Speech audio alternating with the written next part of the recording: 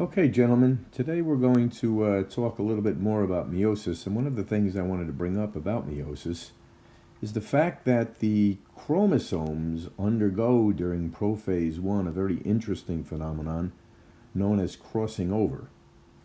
And what happens during crossing over occurs when the tetrad forms. So if you remember, we're going to take two chromosomes, which I will draw over here. So there's 1, 2, like so. And then we said that these chromosomes are going to replicate themselves, forming a tetrad once these two come together. So what you're going to wind up with is something that looks like this.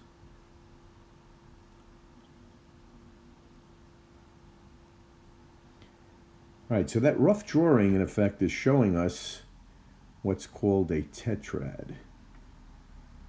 And the tetrad, as you can see, has essentially 8 chromatids. Now what happens on the chromatids, interestingly, is that you get parts of the chromosome that actually swap places. So if I come over here and make that orange, and I come over here and let's say I make this sort of cherry color here. Okay, what can happen is those pieces can actually flip-flop. So the cherry-colored one can wind up on this chromosome, and then the orange one can wind up over here. Now you'll notice that the genes that are on those chromosomes are homologous in the sense that the chromosomes have the genes for the same traits. However, dominant and recessive genes can be flip-flopped so that you get some variation in the formation of this chromosome set.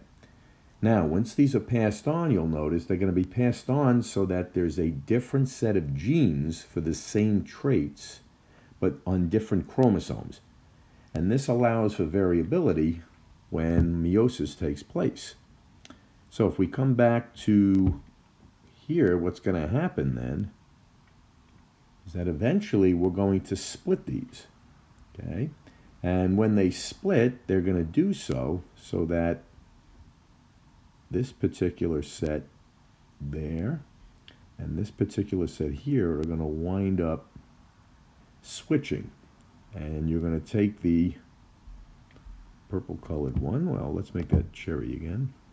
So that one would have been over here, like so. And then we would take the orange one that we had from before and put that over here, let's say. So now you'll notice that these colors have changed quite a bit.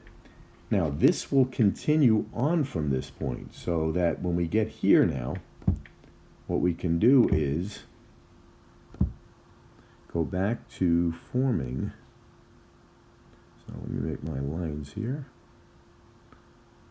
So we'll make a line going that way, we'll make a line going that way. And what's going to happen is that those two chromosomes that I just drew a moment ago are going to wind up in different cells. So you're going to get one here, you're going to get one here, you're going to get one here, and you're going to get one here, and then the ones with the colors that we spoke about before. So if you remember, going back up again, we had the cherry colored one. We'll put that on the top, like so. So let me draw that there like this. And then we will take the orange colored one that we had before, and that's going to end up here. And then what we do from that point is we go ahead and we draw circles around each of these to represent the 4 cells that are going to form. So you'll notice now we wound up in here with a total of 1, 2, 3, 4 cells, each having 1 chromosome in it. Now if you go back to the beginning, if you notice, so let me scroll up here. Okay, this is after they replicated. So this here is the replicated cell, okay, where you form the tetrad. And what would have happened above this, etc., etc. So I'm going to stop right here just to see how this works.